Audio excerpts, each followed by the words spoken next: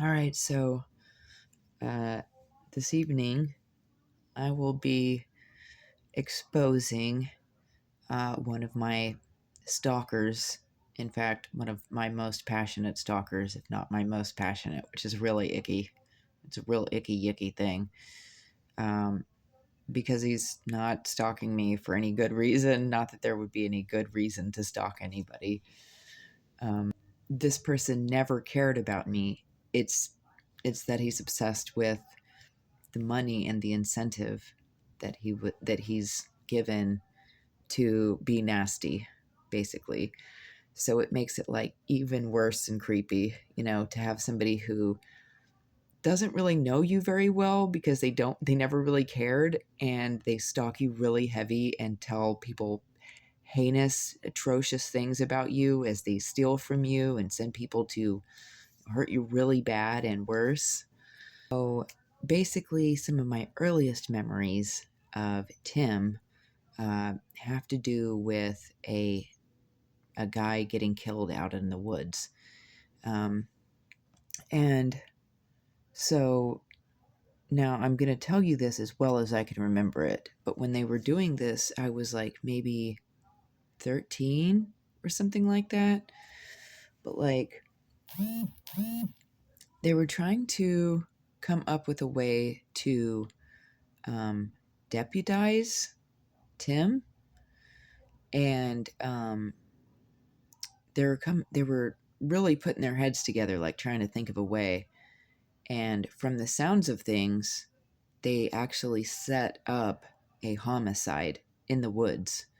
And then they made it to where Tim could somehow solve the homicide, and that as soon as he would, then he would be deputized because of it or something like that. So, from the sounds of things, they had um, a few people in the woods who began to set up a meth lab and make meth out there. And then they set this other guy up, and I think his name was Kevin, to accidentally catch these guys making meth out in the woods. And the people who were supposed to be out there were apparently like Nikki, Vinny, and I'm not sure who else, potentially Kevin, a different Kevin. Um, and then, but I know at least Nikki and Vinny were supposed to be out there. And somehow or another, somebody, this guy whose name is also Kevin, walks up, and they end up basically executing that guy because he catches them in the woods. And then, from the sounds of things, now I don't know if this is true or not. I'm just telling you what they were saying whenever I was 13 years old, which was that Timothy Strother secretly helped bust that case or something like that. Um, and then later on, I guess, well, they acted like he helped bust that case, and I guess I don't know whether they deputized him or not. And I don't know if he was involved in any other situations, but for whatever reason, they were trying to hurry up and help him become a deputy. Guess they were trying to make him a marshal or something like that. I'm not sure if it worked out or not, but and then like I guess the only person who got in trouble over that situation was the Vinny dude, and I'm not sure how much time he served, but I know it didn't seem like it was very long. I mean, I might be wrong. And I'm not sure that anyone else involved served any time at all or were reprimanded in any way. I'm not really sure because I was a kid when that happened, like I said. And then later on, whenever I was 18 years old, the gun that was allegedly used in that situation was actually handed to my first son's dad, whose name is Brad. And he accepted that firearm, and I don't know what he did with it. He tried to lie, and I think he tried to lie and say that he threw it in the river. I know that he did not throw that in the river. Um, I For whatever reason, they were worried about it, and they handed it to him and asked him to put it up for them or hold on to it for them or to get rid of it for them or whatever. I'm not really entirely sure, or to sell it for them, I'm sure, or something like that. Anyways, they probably trade it to him for drugs. And because those people are untouchable, it's okay for me to talk about them. And they're actually flattered that I'm talking about them, except for Tim Strother. And Vinny already served his time, so it's not a secret. Tim is a narcissist, but he's not going to be flattered. He's actually going to be enraged. And what's her name, though? She probably is going to be a little bit flattered, to be just being real. And she's one of the people who basically don't ever get in trouble for anything. So I really don't think she has anything to worry about. This is me trying to get help over a bitch who has been stalking me and working with people in my surroundings for a very long time to fuck my whole life up. And he's done a lot of fucking shit. So I'm definitely fucking speaking up about it because I'm really fucking tired of this shit. If people don't like it, if people don't like that their names are mentioned in this video, it's because of fucking Tim. Okay, it's really come to that fucking situation that I have to do this. I've already tried to talk to women's aid and crisis bitches. They're fucking ignoring me. The cops aren't gonna fucking listen to me. I'm putting it on fucking YouTube. All right, so anyways, there was that thing and the death thing, and that was basically my introduction to Timothy Strother, as he was like best buddies with Brett or whatever. And if I haven't explained who Brett was a guy who dated my mom for a little while, for maybe 5 or 10 years or something like that. I got into the habit of calling him my stepdad pretty much my whole life, but he was only with my mom for like 10 years, so I should probably stop calling him that because they never got married and he's not really like a dad. You know what I mean? Like he almost was, but not. A lot of people knew Tim because he played for the band False Prophet.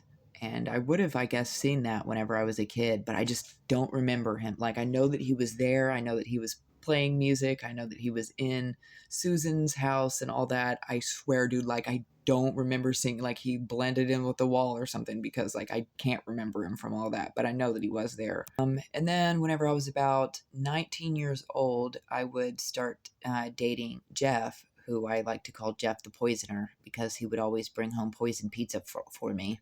That went on for years. He also stole the car that my aunt gave me, which is part of that energy harvesting stuff and just like keeping someone isolated. It's part of the trafficking thing.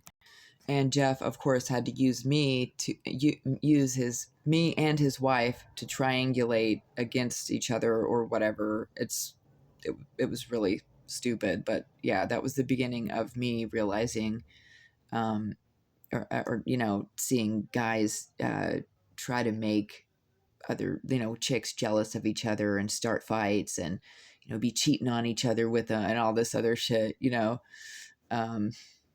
Completely ruined his marriage. It was an absolute disaster and absolutely ignorant of him, honestly. He would actually be the first guy to admit to me that that basically all the guys are really interested, not all the guys, I'm sorry, but that he was interested in these preteen looking girls. And there were like certain websites that he really liked that he like got on and showed me and stuff. Of course, I was 18 at the time, but like one of them was called Bunny Teens. There was a whole bunch of different one, Little Teen, Teeny Bopper, like almost like preteen looking websites, like borderline CP, if not, you know what I mean? And that was like, you know, here I am as a teenager and I'm like, oh my God, this whole time I've been trying to grow up so that I'll look like the Playboy models, but I grew up and all these guys are staring at pictures of kids. They're not interested in a full grown adult or whatever. So that was different. That was quite the experience for me, and it was a little bit upsetting actually. And you know, I wouldn't be saying that if it weren't for this, you know, him actually being a really fucking horrible part of the situation, even though, you know, he's sure I haven't seen that dude and years, he was still a part of this situation that has only gotten more out of control.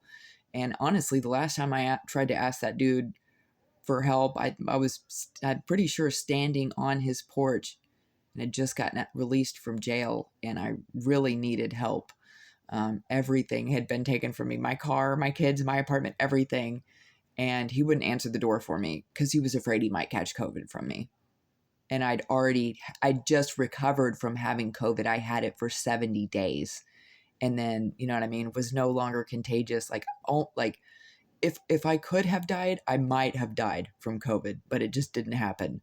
I did use a lot of marijuana to prevent myself from dying from COVID. It was, so I was totally not contagious with COVID, did not have COVID anymore, had already recovered from almost dying of COVID and was knocking on his door. And he pretended he couldn't hear me and didn't see any of the messages and has completely ignored me my whole life ever since. So, like, fuck him. Yeah, and they did stupid shit to set me up too, him and Tim, while they were drinking and shit like that. They would just they back and forth, everybody do dumb shit, and then like he would fucking they would all share their messages with each other and work together as a group and all this shit. So, anyways, I dated Jeff the Poisoner, and back then he played the washtub bass, and Tim played the banjo, and there was a lot of drinking and stuff. There was a lot and lots and lots of drinking involved, and Ona was Tim's girlfriend at the time. They actually weren't married yet, and Tim wasn't. I remember Tim wasn't allowed to sleep in bed. He had to like sleep on the floor and sleep in other places because he had a real problem with pissing himself when he would get real good and drunk. He just wouldn't give a fuck, and he just fucking pissed himself. So yeah, like there's actually a recording or two or three on YouTube where I recorded Jeff playing the washtub bass and Tim playing the banjo. And like Jeff would complain that I would focus the camera too much on Tim, but it's like Tim was the one playing the music basically. Like I realized that Jeff has the washtub bass. Yes, maybe I should have stepped out to where everyone could see Jeff holding the fucking thing, going ding, ding, ding, ding with the washtub bass. But it's like we know what he's doing with the washtub bass, and Tim was the one playing the banjo. So yeah, it was like I would focus on both of them, and then it would be like Tim playing banjo, both of them, Tim playing, and Jeff hated that. Jeff was like, "You should have got both of us." Sorry, I was fucking 19 or 20 years old or whatever. I wasn't a perfect videographer at the time, and that's where the focus seemed like it needed to be at the time. But anyways, another thing that they did was they knew that I was going to be coming over and recording them playing these videos, so they deliberately set things up to where they would have like their beer down there, and there would be like a beer can here or a beer bottle there or whatever. And then his wife, after I published it on YouTube, she threw this great big fit about how there were beer bottles in the background and yada yada. It was a complete setup. It was just so that someone would say something negative and have a negative reaction to something that I created. She was just being a fucking cunt. And at some point, eventually, I think I was pregnant, and I was pregnant with my second kid, and I really didn't have anywhere to go, anything to do, nobody to hang out with, nothing like that. And I asked Brett, I was like, "Hey, is there somewhere that I can go where I can like be okay and have fun?" And he ended up taking me out to Ona and Tim's house out in the country where it used to be in French Creek. Today, someone else owns it out there. And, I would hang out there. I'd take my kids out there. I was with somebody. It was my daughter's dad at the time. We would all go out there and have a really good time. For the most part. But then, when everybody was gone, there was one time that basically Tim hit on me and asked if I wanted to, go in the house and get it on and that sort of thing. And I had to turn him down.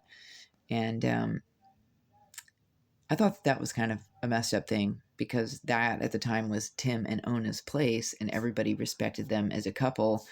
And if they were if they were swingers, then I was unaware, and it was not both of them hitting on me at once. It was just him. Um, and I also had a boyfriend at the time, so I was like, this is a little bit messed up. But that's something that these people in this group would end up doing, was trying to get me to be bad or fail or whatever in some way, constantly. And those two ended up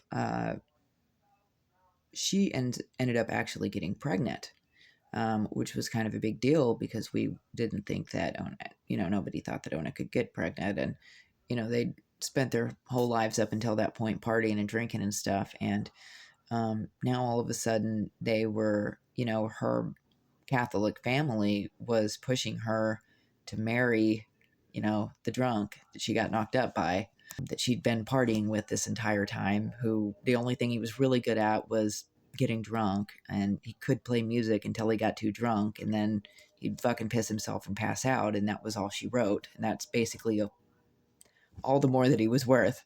Later on down the line, he would say that he couldn't stop drinking except for with meth, and so he would use meth to get himself to stop drinking. But honestly, he might have been better off just drinking all the time. The dude was probably better off just pissing himself every night, to be honest with you. And they would move out to what we called the river house, and they would live out there, raising their daughter. And Tim would complain that that she basically blew hundreds of thousands of dollars on gambling or something like that, and they ended up like slowly losing everything, including the house, I guess, which is really bizarre to me. And it was actually Brett who had trained her to become a landman for the gas and oil companies, which he had volunteered to do for me. But then, whenever it came time for me to actually, go to the courthouse and do those things, they would make sure that I was up all night. I think that my daughter, my 2-year-old, may have been poisoned so that she would be throwing up, and then I would have to tend to her. And then, like, one night I was supposed to get enough sleep to go with him, and my boyfriend Joe fought with me and acted real stupid. So it was like Brett like came over 3 days out of my whole life to take me to teach me how to become a landman for the gas and oil companies. And in one night they they had Joe fight with me, and then the next night they poisoned my daughter so that she would seem sick so that I couldn't go. And that was like my only 3 days that I was ever allowed to train to become a land person for the gas and oil companies. And no one ever tried to help me with anything ever again, as far as that went. I got to go in one day and learn the basics, and that was it. Nobody ever fucking taught me anything that I needed ever after that. It was a complete waste of fucking time. Just fucking empty fucking. And basically they didn't really feed their daughter. She said that all she wanted was green beans or some shit like that, and they wouldn't actually make very much more than that. There was like no food in the house at all. It was really weird. There was like green beans and like applesauce and stuff, or green beans, and she couldn't eat applesauce or whatever. She couldn't eat anything like that. She has a pectin allergy or whatever.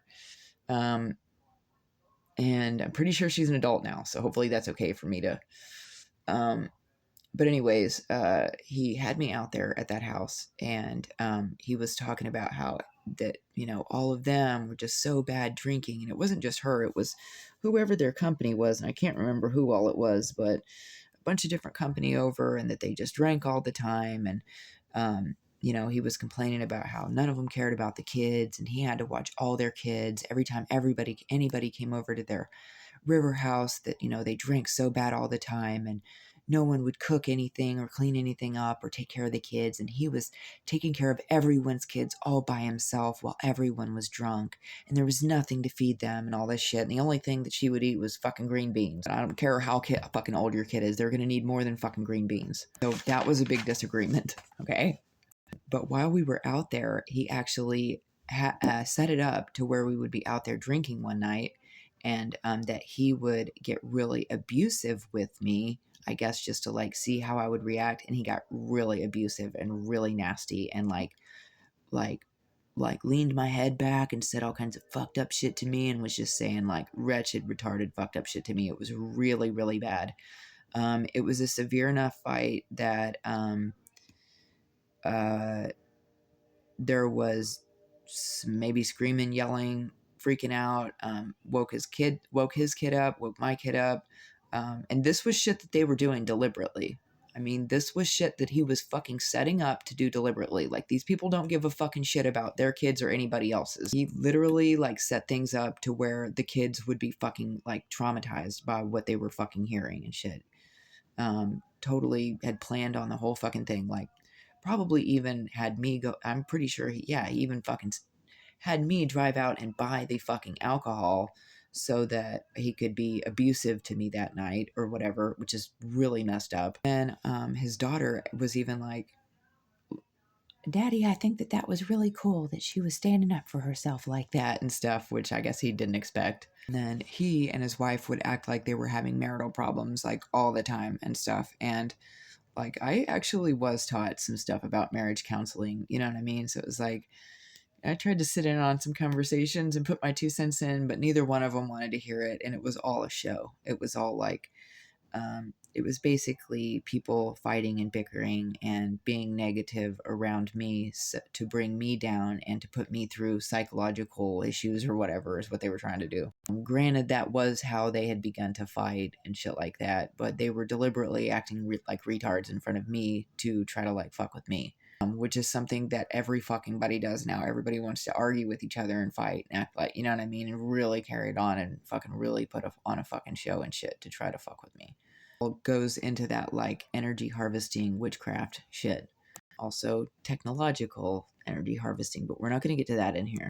And you know, I would tell them, you know, about how I really liked the Bible and God and going to church, and I would suggest that maybe they start going to church and everything.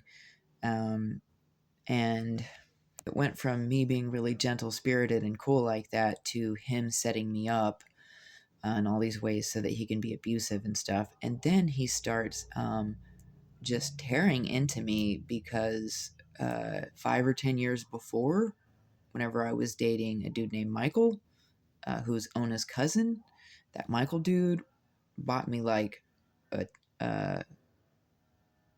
this netbook thing, like a tablet type thing, a small laptop type thing, which would end up being stolen by Mark Gasper. So it was like the only reason why he bought it for me was so that Mark could steal it. You know what I mean? And then these different iPhones and stuff that would also be stolen by my grandmother. So it was like the only reason why he bought me these things was so they could be stolen by these other people, and so that other people could use the accounts that were on them and things like that. And like, I didn't even end up with the fucking things. But here Tim was bitching at me because Michael gave me a tablet and a cell phone 5 or 10 years prior. And he was like acting like I was this crazy gold digger because I accepted a cell phone and a laptop when I was like in my 20s and had nothing. And then I was actually at Michael's house whenever Tim and Ona acted like they were breaking up for the last time. And I even, we all watched Tim look at Ona and be like, I really don't want for our relationship or our marriage to be over. So if there's any way that you could change your mind, that would be amazing. But if you tell me that it's over this one more time, I am not doing this anymore. He's like, I'm so tired of this, blah, blah, blah. And I didn't know if it was a show or not. It didn't seem like it was a show at the time. It seemed like it was really serious, but it was, in fact, a show that they were putting on. And I'm not sure if Michael was directly involved in that show, or if they were even putting on a show for him, or if they all knew what was going on. They probably all knew what was going on. But, you know, Ona acted like she just couldn't be with him anymore. And then, but that she needed to make sure there was a mommy to take care of him still. So she asked me if I would please take care of Tim. I guess she was like, she insinuated that because I loved God and because I, was gentle spirited and Christianly and, you know what I mean, smoked a lot of weed and was just chill like that, that maybe I would be someone who he would benefit from hanging out with and, leeching off of.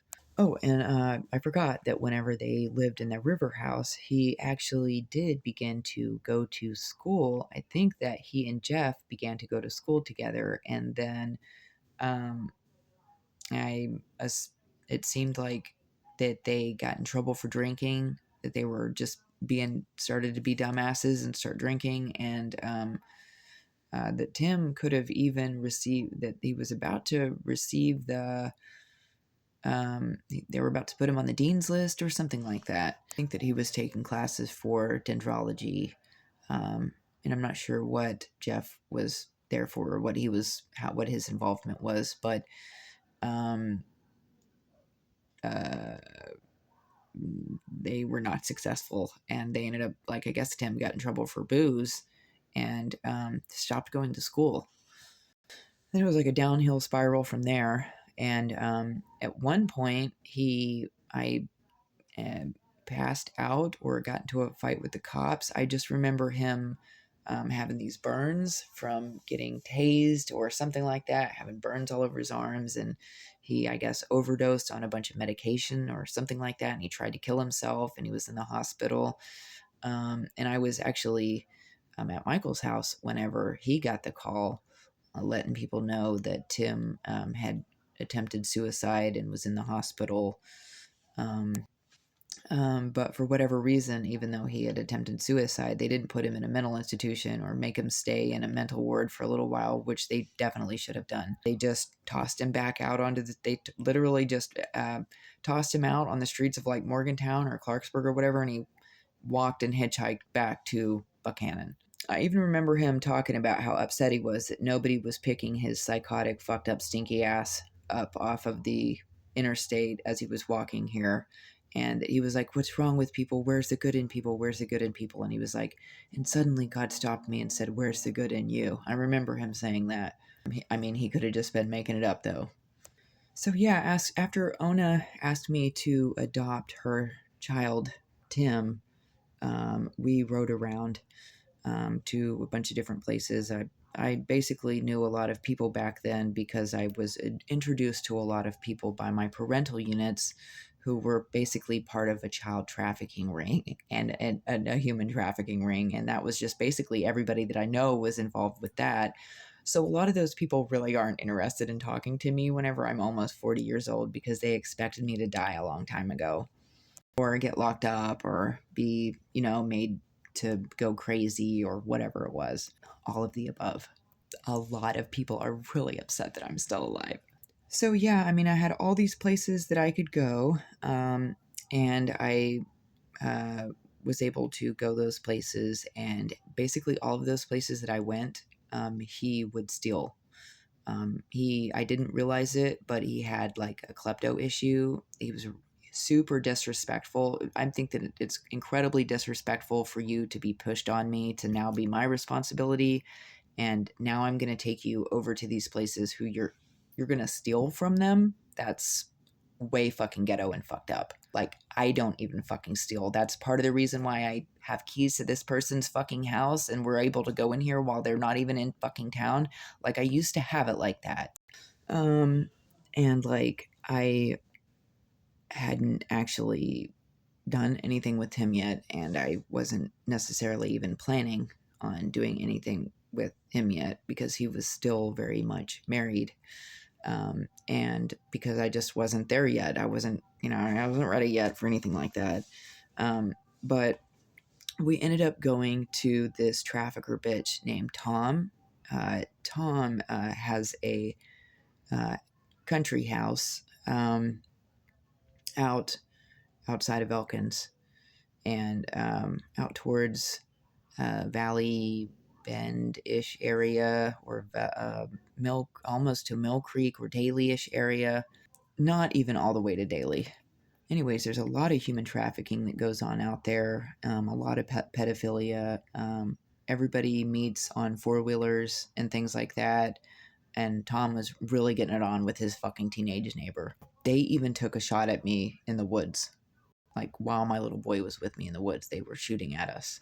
But anyways, I end up in bed beside Tim, which I should have known better. You know what I mean? I just didn't have the same boundaries at the time, because I back then thought that people would have more self-control than they do. It's not even about self-control. It's just about everybody being, rapists and traffickers and perverts. And you know what I mean? You basically have to just sleep in your own bed if you don't want to be violated. Sleep by yourself. But he acted like he was setting up his phone to record, which was like over on the dresser.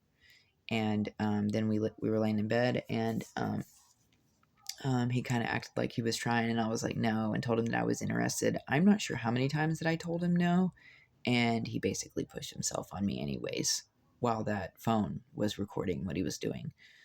And so that was the first time that I did anything with him, and it sucked. It was really crappy. And after that, honestly, like the next day, like I really didn't want to be around him ever again. I really just wanted to go drop him off somewhere. I realized that he was a complete piece of shit. There was always a box of roaches, from joints burning down to the end, and you keep them, and then for anybody who doesn't know, and you just take all the roaches in the end, and you can roll yourself some more joints and stuff. Well, anytime that we needed, we could go into this one house, if we were trusted enough, and there would be, these, maybe weed and things like that you could find, booze, food, whatever you needed, and, medical supplies, weird stuff. Well, Tim, instead of just, taking what we needed, and of course leaving some for the people who fucking actually own the house when they come back and shit like that, not that they can't fucking get more, or that they probably don't have, just out of the fucking principle of the matter and being polite, don't just take all of somebody's leftover fucking roaches. I don't care if it's their trash or not, dude. I don't care if it's been sitting there for years. Don't just be there while they're not there, and without even asking, just take their shit like that. It's fucking retarded. It's one thing if you need to roll a few joints out of it, but to just take it all, it leaves a much different impression. And he knew that. And so this ties into how traffickers will burn bridges around you to isolate you from everyone, basically. Yeah, so he basically violated me the first night like that, like just pushed himself on me, and he recorded it. So, like, I don't know who he sent it to. I don't know where that was published, or where it was, sold or whatever, but I've heard that that was sold. So I have unfortunately been through that sort of thing a lot in my life. And strangely enough, the majority of the people who were doing this to me were people who were introduced to me by Brett, who was, my mom's ex-boyfriend. And if they weren't forcing themselves on me, then they were trying. And I've got a pretty long list of people who I was introduced to, after the age of 11, who were like this. I basically lump all of those people into the same category as traffickers.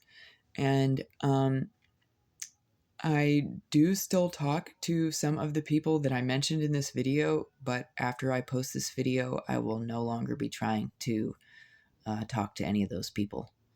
I may even completely avoid their phone calls.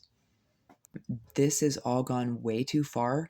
Someone could have solved this situation, or stopped the stalking, or somebody could have done something else before now, but it's actually come to this because of the extreme abuse and violence and stalking, this aggressive stalking trash that you guys have done, hacking into my stuff, destroying my life.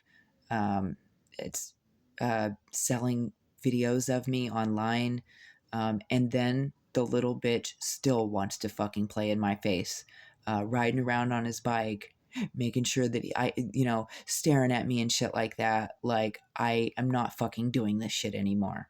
He's a fucking retarded rapist bitch. He needs to go the fuck to prison. Like, he is gonna end up being the one that sinks the entire ship. like he is going to be the reason that the whole house of cards fall. So basically, we go from riding around to all these different places where we could actually have privacy to running out of those kinds of places, and we end up going to stay at John's house.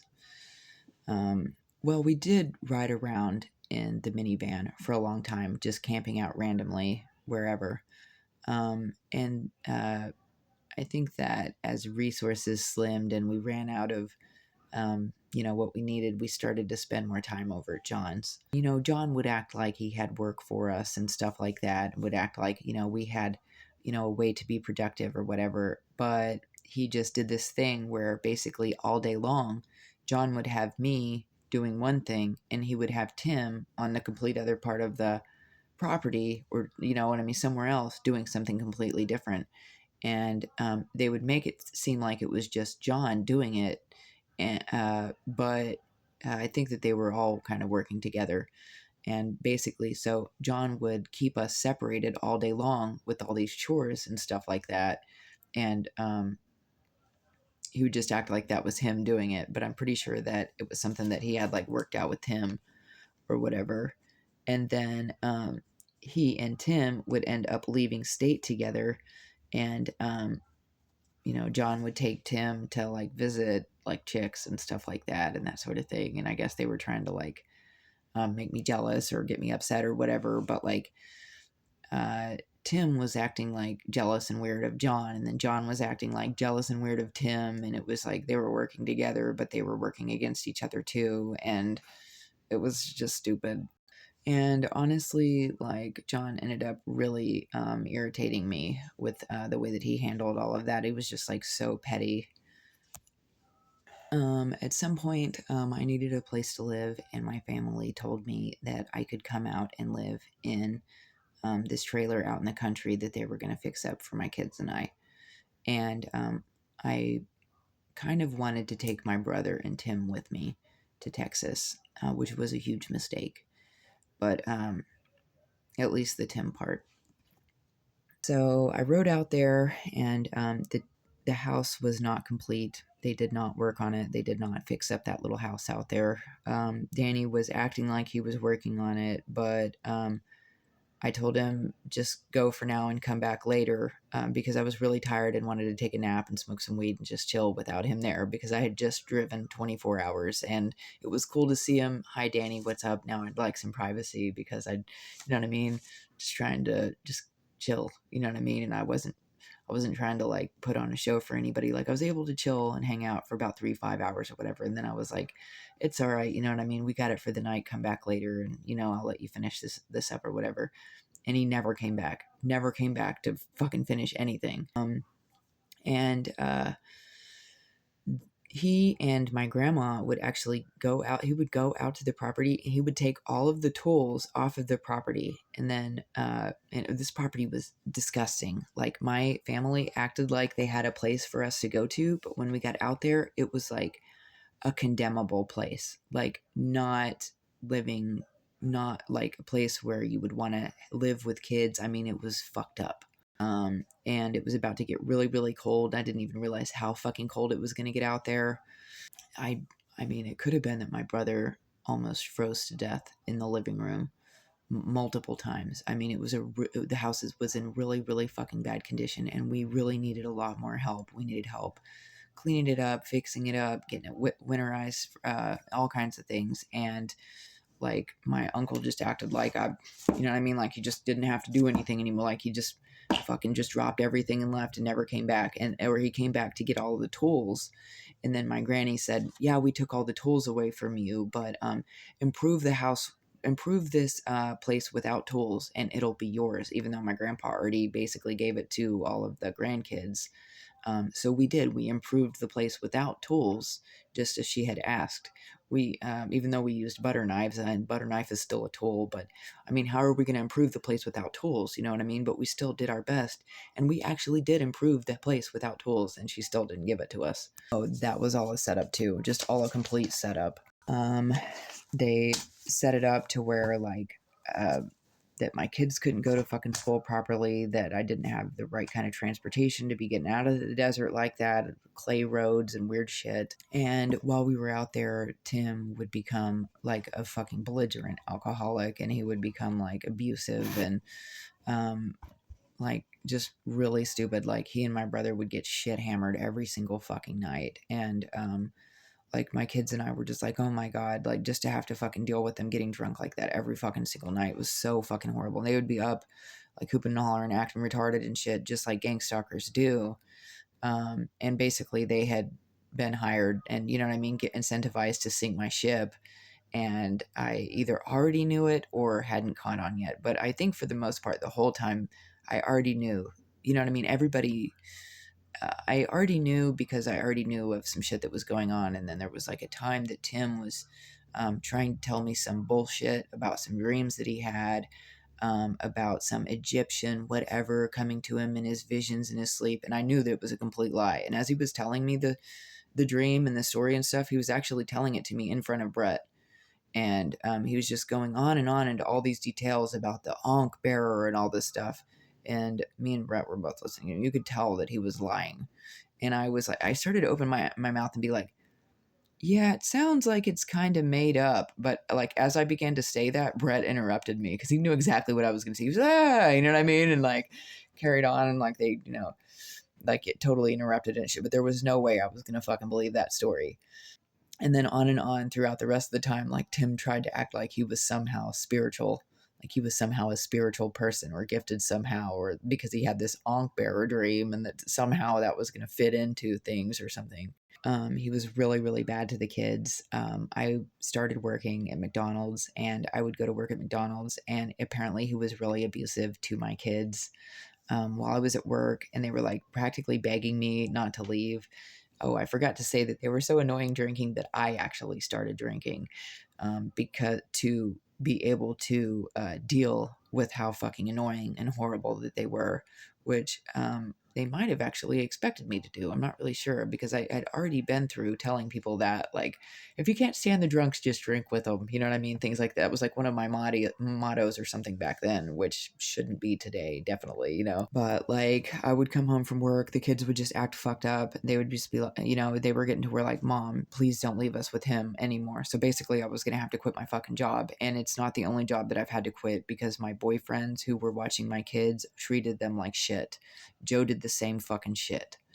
So these guys basically completely fucking control the fact that I can't fucking work. Also, when my grandpa died, Tim and my brother drank and just were belligerent and stupid all fucking night long, knowing that my grandpa had just died and stuff. Just were extra belligerent and retarded. I'm not sure if not all. I'm not sure if. I guess Tim hooked up with one or more of my family members, a couple or three or four or whatever. But at some point, my grandpa died, and my cousin came to get my signature from me, which is and it seemed like they were going to strong arm me for my signature if I said no, because she had Tim on right beside me, and then she was right in front of me, and he was like looming over me, like, you know what I mean, like he was going to do, like she came and she was like, she was crying and stuff. She was like, Granny sent me to get your signature, and she was like, I'm sorry, Granny's making me do this and stuff, and it obviously had to do with my grandfather's will, you know. And here's Tim looming over me, like sending all this energy to me, like, if you don't sign that fucking paper, I'll fucking, you know what I mean? He acted like if I didn't sign the paper that he was going to do something to me. And it was evident that my cousin was afraid also that I was going to get killed in front of her because of how she was like shaking and crying and stuff. Yeah, so he worked with my family to take my signature strong, basically act so aggro and basically scare me into giving them my signature. And then at some point he like acted like he didn't really want to work with them anymore, and he came to me and he was like, hey, you should probably ask if your name is on that will, because if it's not, you're gonna have to wait another 10 years for a probate lawyer to come find you.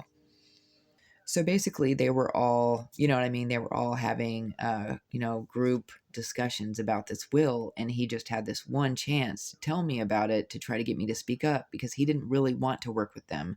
He didn't want all that money to be divided up between them, and then for him to have to take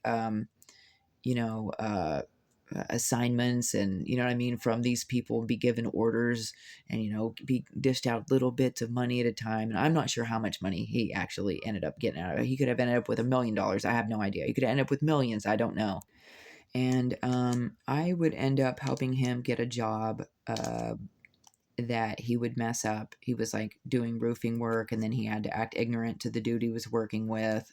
Real ignorant. It was really embarrassing, because they were connected to the church that I was going to. That some people who I thought were my friends were going to that church. They were definitely not my friends. Ultimately, they ended up being some of the really, really bad guys, even though they have like a million kids. So yeah, I would take Tim to church. He would act so ignorant and fucking embarrassing and retarded in church almost every time I ever took him to church. Maybe only once or twice, maybe once or thrice, that he didn't act ignorant and retarded. And that was it.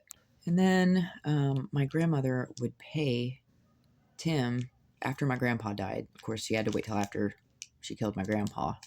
But then she would pay Tim to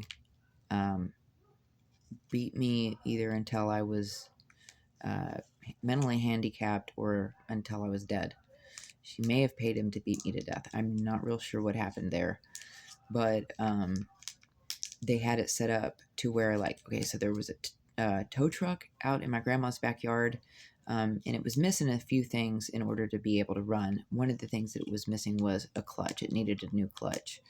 So, unbeknownst to me, they'd actually ordered a new clutch for that tow truck, which was, let me see if I can find a comparable sized object. I'm just going to say for show, it would be like an object that's shaped a little bit funny. It's going to be maybe about that size, and it's all just complete metal, heavy metal thing. And all of a sudden there's a backpack out in the yard or in the car, and it's a backpack that I'm either have never seen before, or anyways, it ends up being like a real it ends up actually being lighter than this. It ends up being like a canvas, a real thin canvas backpack, and there's nothing in it. And he's able to pick up that clutch, and put it in the backpack, and he's able to, grab a hold of that backpack and use it and swing it at me like a bag. And he takes this clutch in this backpack and he swings it around and he starts bashing me in the head with it. Bash, bash, bash. He's hitting me all over my body with it. Bash, bash, hitting me in the face. Bash. And I mean, my face is immediately swelling up. I mean, my eyes swollen shut. My face. I mean, in the end of it, I look like the fucking Quasimodo. You know what I mean? I look like that dude off of the Ghoulies or whatever. My face was messed up. He actually hurt me pretty darn bad. My children watched him beat me like that. My children and my grandmother. See, there's an addition out behind the house, and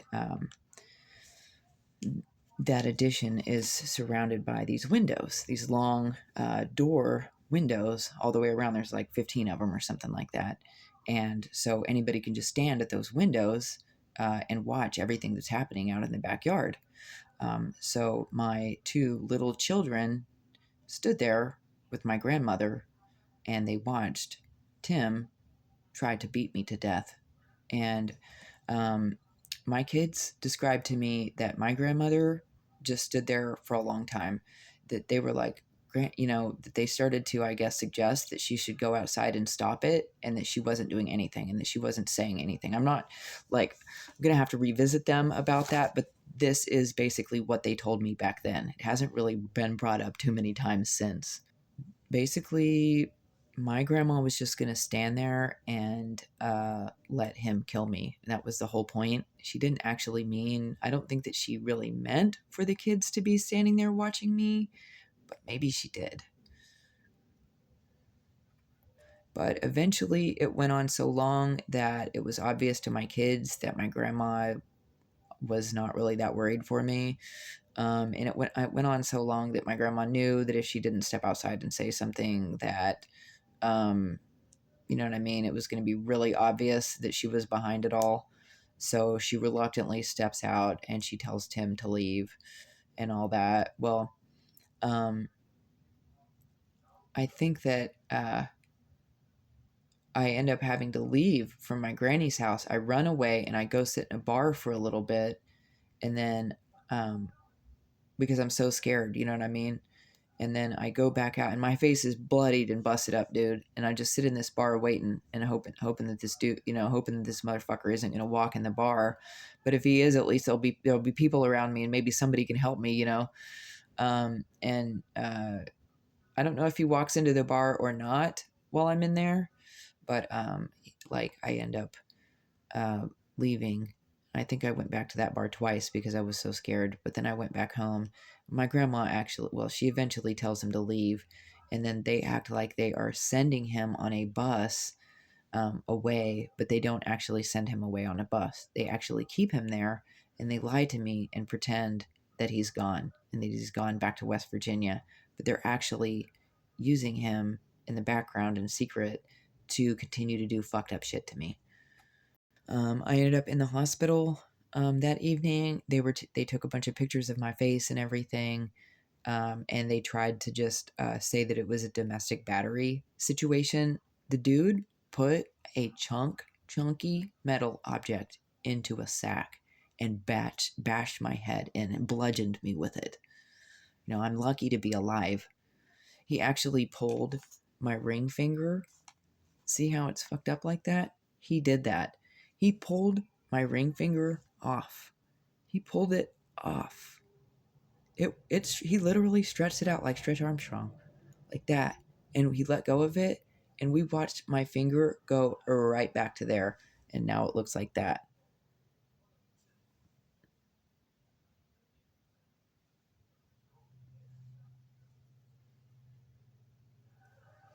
So yeah, they just marked it in their system as a domestic violence issue because I guess they hoped that they would be able to, if they weren't able to kill me, they thought that they would just like go ahead and charge me for domestic violence and shit.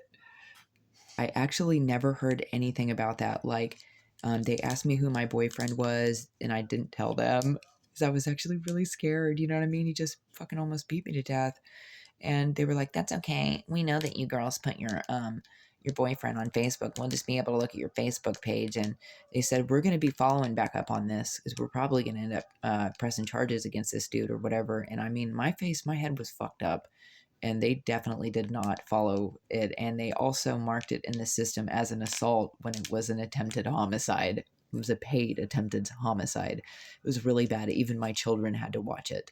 No one came to help. Like, I had to run away to a bar. You know what I mean?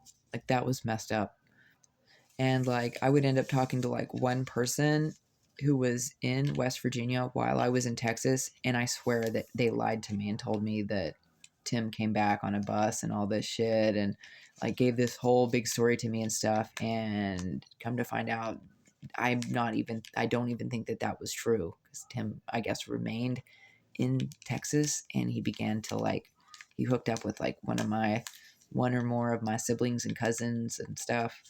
So I ended up like going back to West Virginia at some point, um, where uh,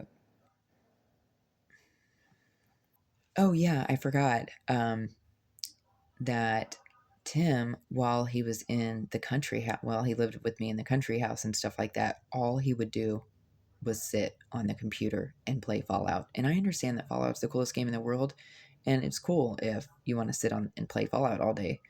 But you need to also be able to do something. You need to also be able to bring home some kind of bacon.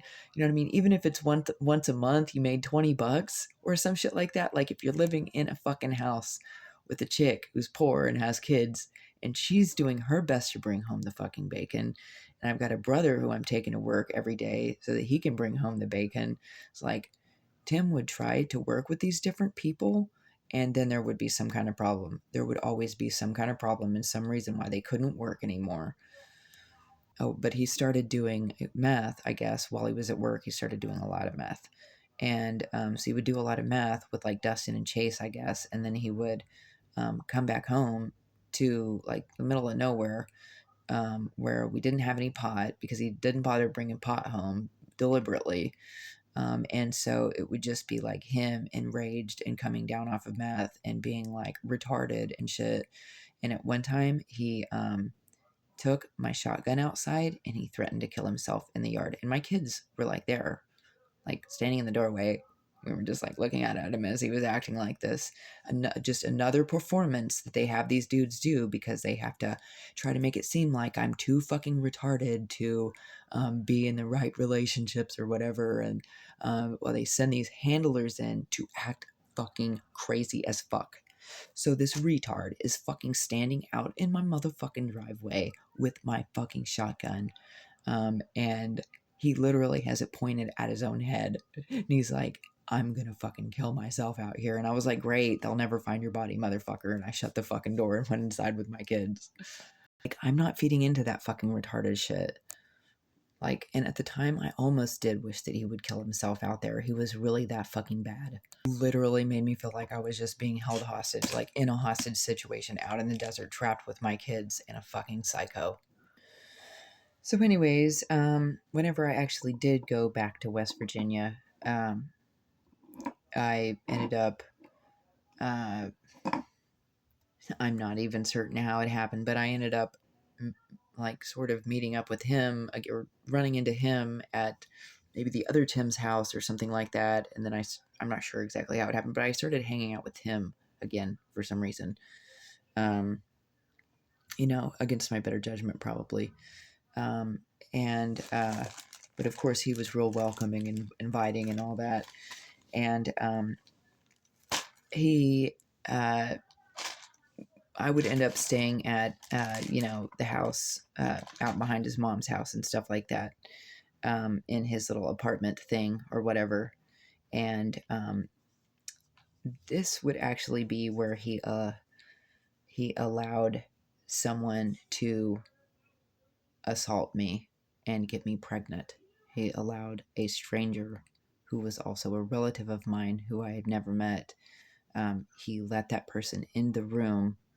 We have the door barricaded because they set this thing up with his mom to where she rushes upstairs and tries to um, bust in the room. And he had her. It was such a put on. He had her like get on to us for not messing around outside of wedlock or some fucking stupid shit like that. She had her come up and shame me because he's married and has a kid and stuff. Even though they weren't together for like they were separated for like 10 or 15 years or something like. And she's coming in here like shaming me for hanging out with a married man while he does meth and has fucking whores over all the fucking time and fucks dudes and chicks up there.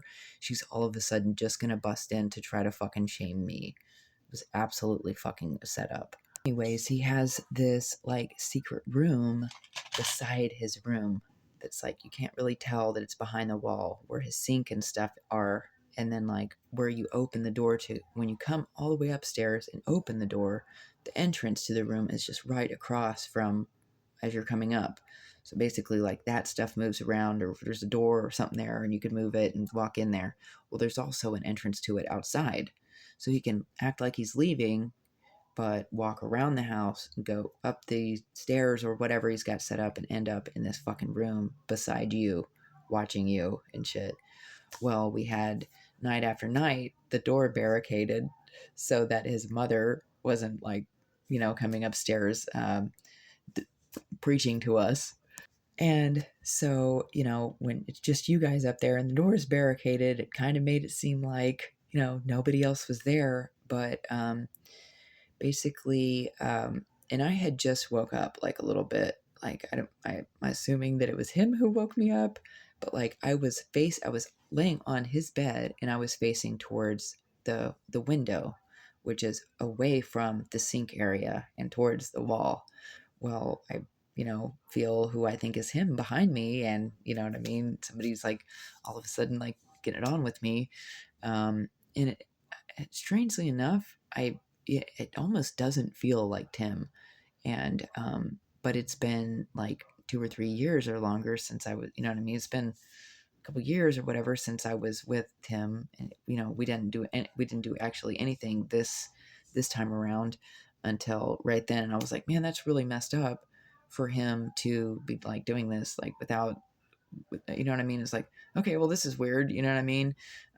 But basically it was just like pump, pump, pump. And then like the dude just, and I was like, wow, that's really messed up that you would do that to somebody just like as I'm sleeping, or you know what I mean, just laying here like that. You're just gonna grab a hold of me and you know what I mean? Like, dude, if you just got me pregnant, that's kind of fucked up of you to just like do it like that. So I immediately felt like that icky, violated, rapey feeling, just like I'd felt a lot of other times with him, honestly. No, but you know, ever since I was little, it was just him sending dude after dude after dude to just be shitty to me, and it was like all the only people available in my life were people who were shitty to me. So that was just like the only, you know, only people I was allowed to be around were my enemy handlers, and it was either being around them or being around no one.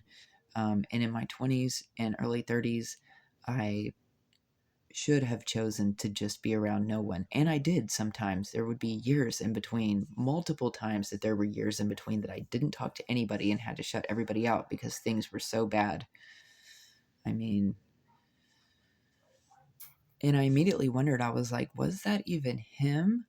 And like, I heard, like, it sounded like somebody rolled over, fell off the bed onto the floor, and almost sounded like there was giggling behind me, but I didn't hear anybody walk to the bathroom. I didn't hear anything. And I turned around and I couldn't see anybody. Nobody was there. It was like, okay, well, where is this dude? Like, is he still on the floor? Did he crawl under the bed? Like, what just happened here? Like, this is weird. And I'm not sure if they were using an invisibility suit at the time, but it would have made sense that they were. At the time, there were, in fact, two people standing there. There were at least one or two people standing there. I don't know if they were trading places under the bed or what was going on, dude. They'll have to tell you that part. But I would, within 5 weeks, I would realize that I was pregnant, and I would assume that it was Tim's because that was the only person that I was with, or that's what I thought. Tim had actually set me up to be assaulted like that. And that wouldn't be the end of the assault. So he hadn't actually got it on with me then, but now he was going to have to pretend that it was him, you know what I mean? And that, you know, like he was comfortable with that because he had to pretend that he was comfortable enough to do that just then. But instead of being like nice about it or whatever, he did the same thing where like he set up a phone, but this time he didn't let me see the phone. He set up a phone and like he actually like he actually did it like so violently that I was like that I sort of like kind of yell and cry and stuff like it kind of like messed me up. And actually Brandon and Amanda walked in downstairs and heard him doing that to me. And they were like, what the fuck down there, dude? Like, it was a super fucked up thing. And I knew that he had recorded it. And I know that, and this is one of the ways that you can tell that somebody's recording, is if they have to take you and set you a certain way, and you can only just be in that one spot in the room, and they're not comfortable with you going anywhere else. You have to just be right there and stuff. That ends up being like a dead giveaway. So not only did he record himself doing that to me back, you know what I mean, when we were at Tom's house, but he also recorded himself doing it to me at his mom's house too. And he did that potentially more than once. And I'm not sure if he was doing it while I was asleep there. But the whole sleep trafficking ring does, you know what I mean? This is all part of all of that. As always, I would just take and accept the abuse and not say anything about it, because I about 100% of the time knew that my life was in danger. And I I'm a very different person today. Well, I'm still the same person, you know what I mean? But I'm just a little bit different about what I'm going to tolerate now than I was then. A lot different. Um, at the time, things were uh, exceptionally fucked up. In fact, at that time, when he was doing all of that to me, and whenever he let that dude assault me like that, I was uh, a very active um, IV drug user, and I had been for about a year and a half, a couple years, and I desperately did want to stop because I really loved my kids, and I really wanted to go back to being the mom that I was. And I'd actually asked my family if they would send me to rehab or something like that, and they said they would absolutely not send me to rehab.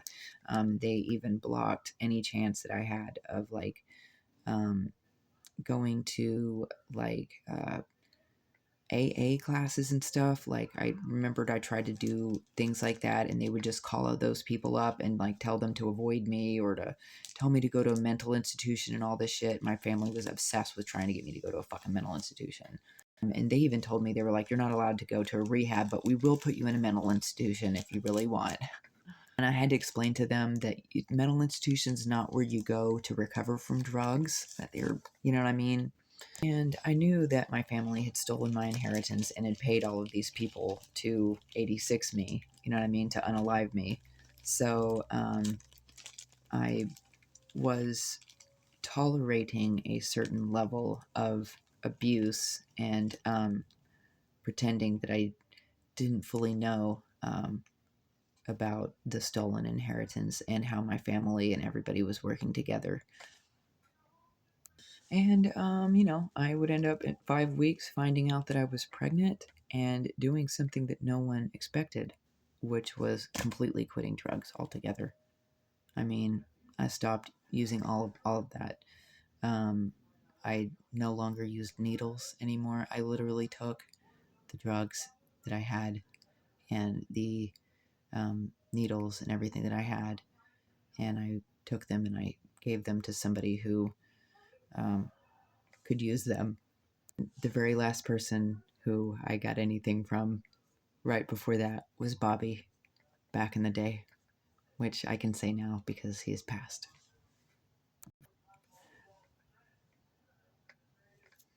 I'd actually been trying to stop using the IV drugs for a really long time. Like, it was a real struggle for me. And like, I almost named the baby Remedy because he was like the only thing that could get me to stop. Like, getting pregnant was the only thing that got me to stop. So that was really amazing. But that's not what was expected of me. People expected me to continue on, using while I was pregnant. That was actually their plan, was for me to use until basically the day that I gave birth out in some field where they planned on like uh, sacrificing the baby or some crazy stuff like that, or that's what I heard. And then like also Kelly and Tim got pulled into it because I can remember Kelly being all like, "Oh, I told Tim about how my ex held my child and I hostage, and it's supposed to be a horror story, but I'm sorry to tell you that he was inspired by it, and I'm just so worried that he might be trying to do the same to you." And she was like really trying to talk it up to like try to make me scared or whatever. But they like described that Tim would come over and have pictures of my little boy, and that he was like setting them on fire and trying to curse him at the fireplace, trying to curse the baby and stuff like that. And that I guess Tim and Kelly had to ask him to please leave and to please stop doing that at their house. Or that's what they said, anyways. And then they also said that, oh, and then Lori also told me this too, that like he and Shane were like printing off pictures of my kid from Facebook, and that they were like writing stuff all over his face and doing witchcraft on him and stuff like that, doing witchcraft and curses on his picture and stuff. He was only like 3 years old or 5 years old. It was completely uncalled for that these people would do this shit. Absolute ignorance.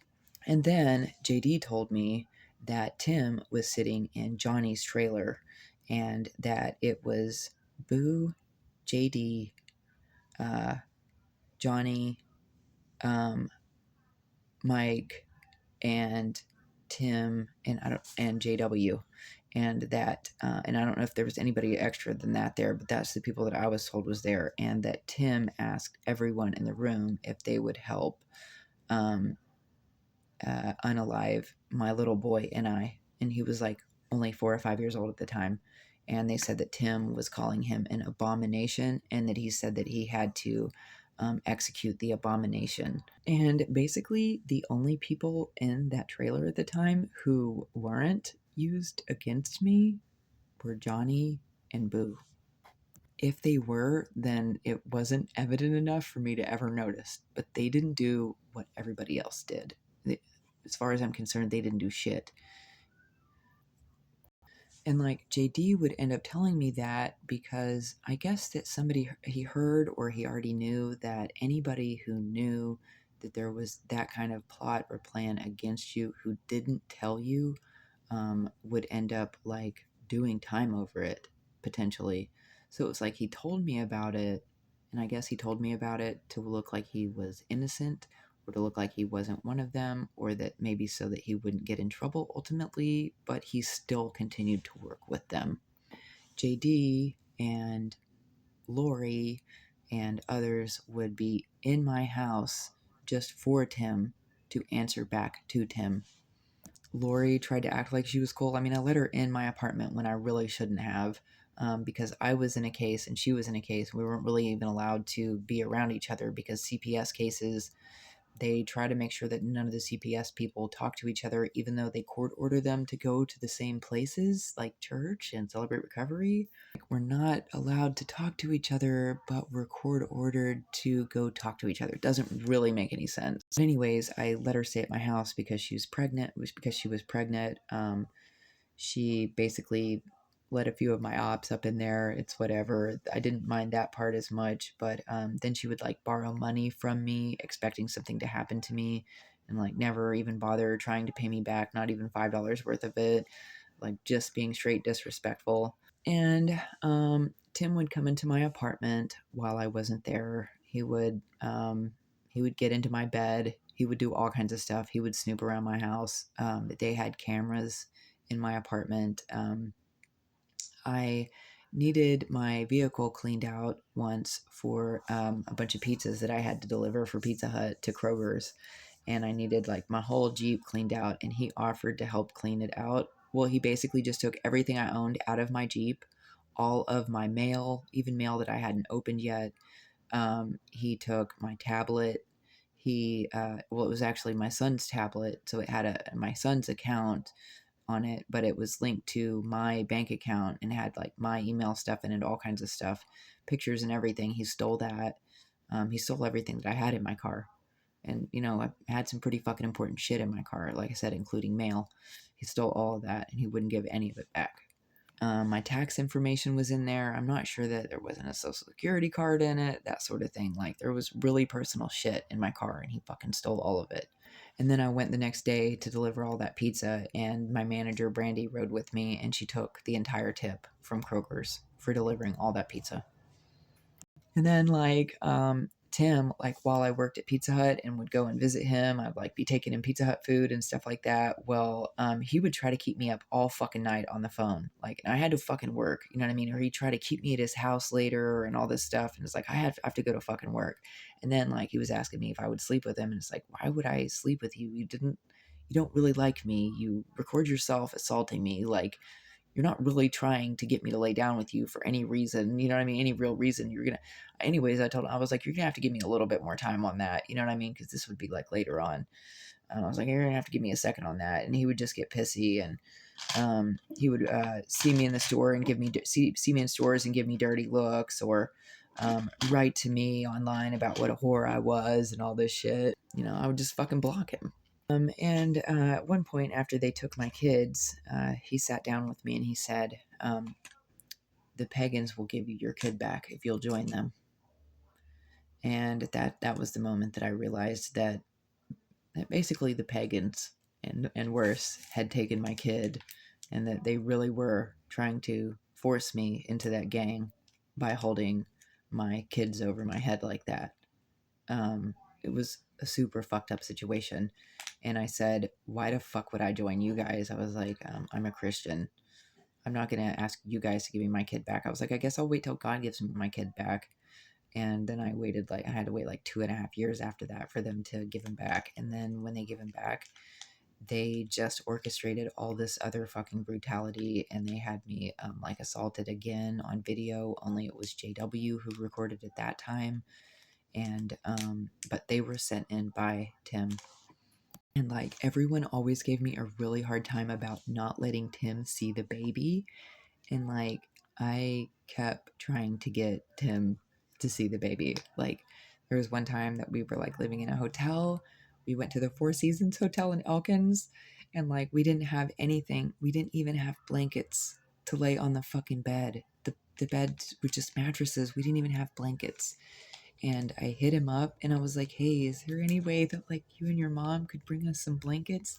And at the time, Riker was only a few months old, and Tim wouldn't even do that. He wouldn't even bring us fucking blankets. So basically, everybody who's like, oh, you don't let Tim see your baby, you can suck a fucking fat one, retard. But yeah, I heard that shit from John Merrill and everybody, and you would not fucking believe how many times that I would write to Tim and be like, hey, I've got this apartment. It's all right. You can come here. You can stay the night if you need to. You can use a room. I'll make you dinner. You can see the baby. You can chill out. No pressure. He would not do it. He would just be like, you're a fucking whore. That ain't my baby, and all this other shit. That's what he just kept doing, is you're just a whore and that ain't my baby. That ain't my baby. He would just say that ain't my baby all over and over again. Well, I didn't, like, I was also kind of worried that it wasn't his baby, but I didn't know whose baby it was. You know what I mean? But as far as I was concerned, he needed to step up and, man up, because that was the person who I was with, even though he's a psychotic rapist. And that's when I really started to wonder, and I was like, is this guy going to hurt kids? You know what I mean? Oh, and I forgot to tell you. Oh, and I even asked him, I was like, would you, he kept calling himself the devil. You know what I mean? He's like, I'm the devil. This is one of his things. He uses, I'm the devil and stuff. And I'm like, well, I don't really like this whole devil thing. I was like, there's good and there's evil. You know what I mean? And on the very evil end of the spectrum, there's people who are getting it on with little babies.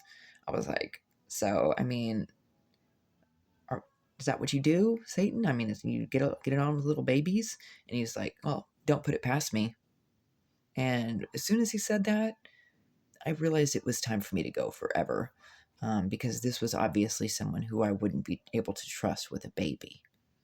If I can't trust you alone with a baby, then yeah, I'm gonna have to get the fuck away from you. You're a weird dude.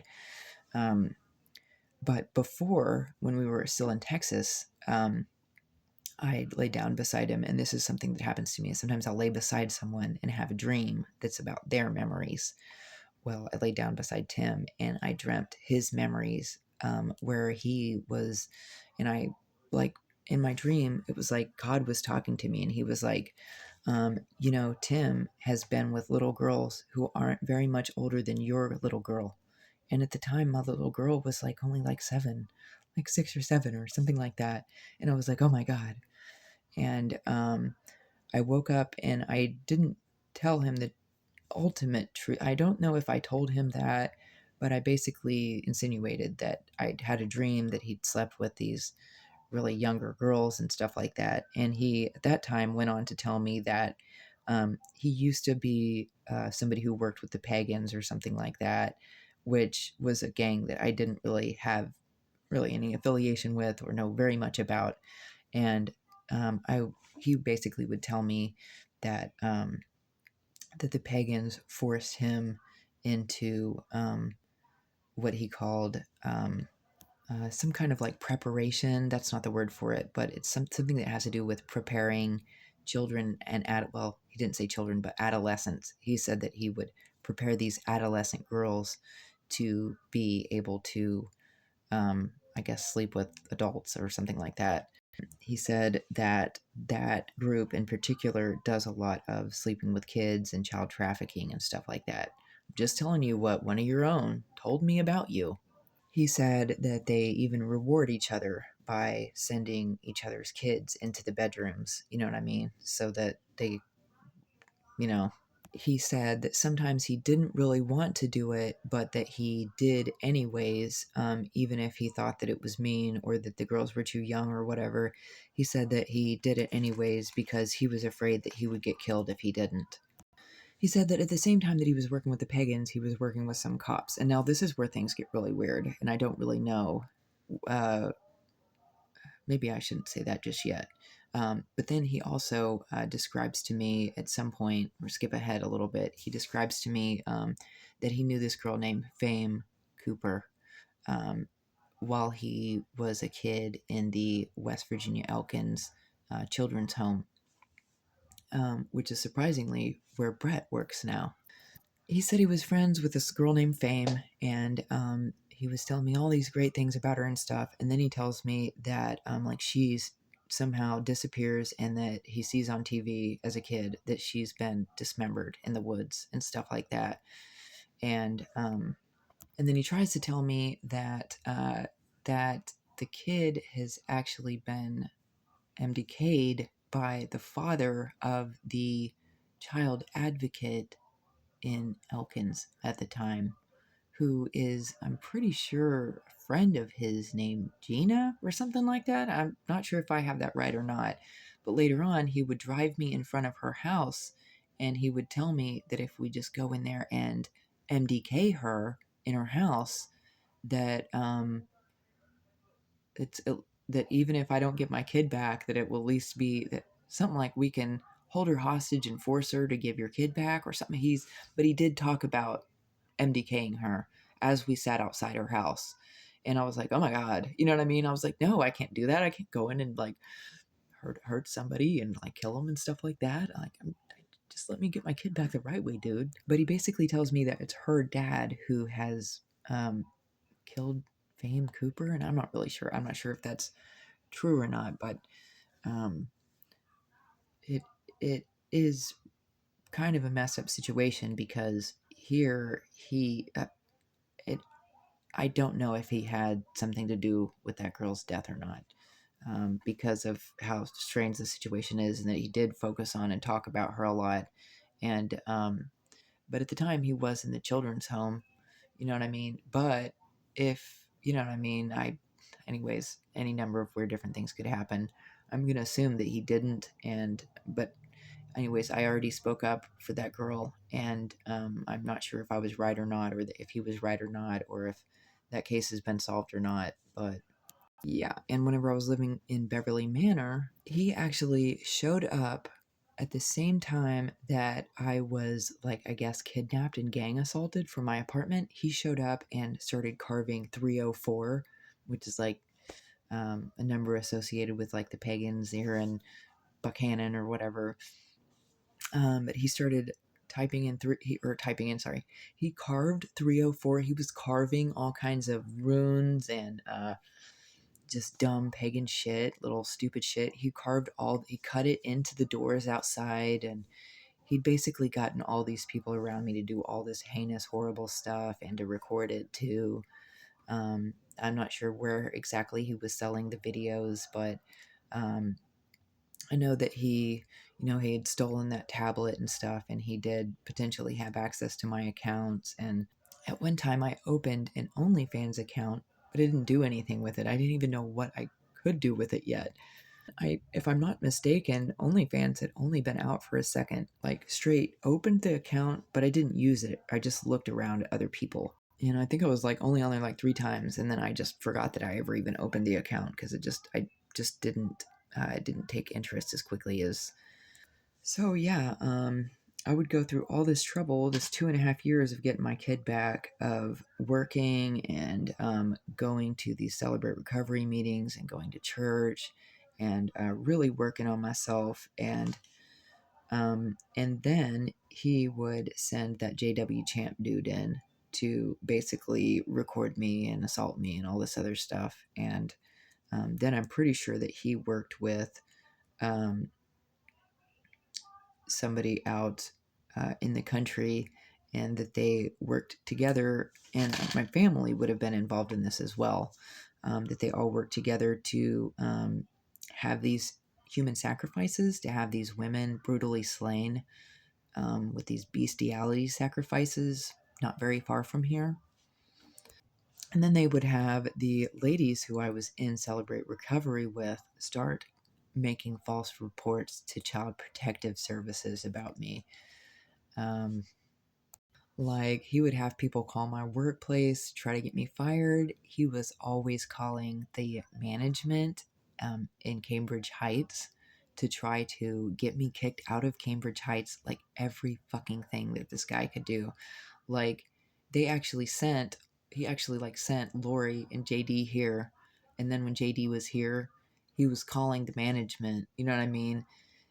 Trying to get me kicked out. And that was like the whole reason why JD was here, was either to try to get me kicked out or trying to help me get disabled, or, you know what I mean? Anything that these people could do to fuck my life up. So yeah, I was run out of here. I had to run away with my 5-year-old who I had just gotten back from this fucking last corrupt CPS fucking trash. And we ran for over a year with these losers following us. People like Tim and his little fuck buddies and stuff, and whores. Them all following us across the fucking nation. I'm told that they take turns, that they alternate who follows me and watches me or whatever. And then I finally made it back here. And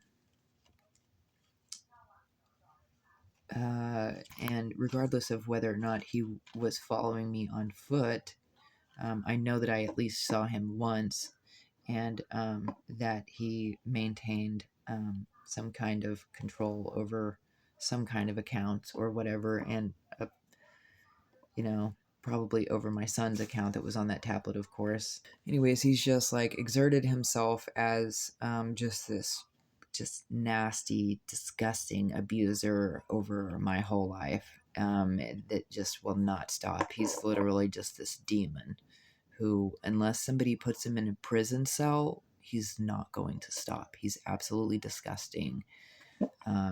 Completely obsessed. I'm not sure how much he made or how much he got paid, but he's just like this money demon. And for some reason, like, people like him or believe what he says. The dude literally yelled in my face about how the earth was flat and how stupid I am, that I don't believe that the earth is flat and all this. Like, he's not entirely all there. So yeah, and then, you know, I finally come back here because, like, I mean, what good does it do me to wander around the United States and all these new places and try to figure it out on foot by myself, while all of you guys follow me in cars or watch me online or whatever, and it's real easy for you guys. But I have to endure going from place to place to place on foot in different new places and figure everything out and be approached by whoever and deal with whatever, while it's so easy for everyone else. And it's like, fuck that. I don't need to go through that anymore. So I'm just coming back to the place where it's like somewhat easy, at least in town. No, I know where the parish house is. I know where the Salvation Army is. I know where all there's plenty of churches. There's plenty of charity here. There's plenty of, people who actually do care and help. Even though everyone wants to kind of like make me think that no one cares and that no one's ever going to help. I mean, this dude was a straight piece of shit to my kids. My kids could fucking tell you horror stories about the dude. Like, it's not a fucking good person at all. Like, he literally after he was on, like, I don't know whose baby that is, whenever he finally decided to pretend to be the dad again, it would take me 7 years to realize to find out that Tim really wasn't the dad of that baby, and that he set me up to get assaulted like that and impregnated by a stranger. And you know what I mean? And like, I was wondering why the kid only looked like me. Like, Mike kind of like took the baby's face and drew like a beard and hair and all this, and almost made the baby look Middle Eastern, trying to make it look like Tim. And it's like, oh, when you add all the hair and all that shit, I guess you do kind of make it look like Tim. But why are you trying to do that? Like, are you trying to do that because you really think it's Tim's baby, or are you trying to do that because you know that it isn't? And then Mike actually was in the apartment back in the day. And I'm pretty sure that he might have been filming some things that were going on while I was asleep. I'm not sure though.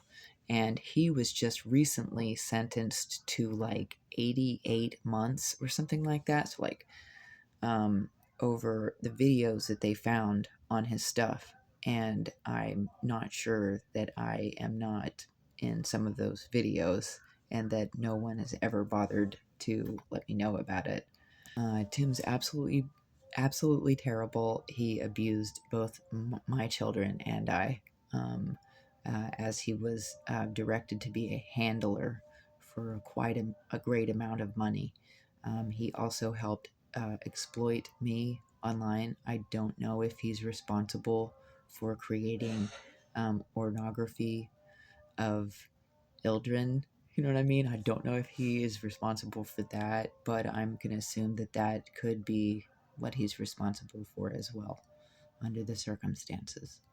I know that I heard that the judge told Mike that if he had known where some of these photos and videos were taken, that he would be given more time. So I'm wondering if there's not like a bunch of photos and videos on there that he knew exactly where they came from and just didn't say anything about it. And I'm not sure that the victims were ever made. I'm not sure that all the victims in that circumstance were made aware. And also, apparently Tim helped make a website of me. That they made like a whole ass website of me, and they sold these videos that they made of assaulting me and stuff like that on the dark web, and that they made these videos of me being assaulted both while I was awake and while I was unconscious. So not only has this dude tried to murder me outright with basically his own bare hands, you know what I mean, with a fucking toe clutch and stuff like that, but he's also, um, you know, assaulted me lots of times and sold the videos of it online. And I'm not sure what all he tells people about me, but it's vile. I mean, he comes up with some vile, fucked up shit, and he acts like he's personally hurt over anything that I've ever done. Like, he acts like he's personally hurt over anything. He's never been personally hurt. The dude didn't give a shit from the beginning. It was a setup from the beginning. Like, all been a setup. I started saying that we were out in the country and all he did was play Fallout. And it got to where, like, after months of that, like, we got to where, like, the only thing to eat in the house was, like, peanut butter and jelly. And, like things were bad. Like, it was getting to where, like, there was... My family wasn't helping me. Like, they were deliberately not helping me anymore. And, like, I was just, like, eating a peanut butter and jelly sandwich every day, like, hoping that we didn't run out of food and stuff like that.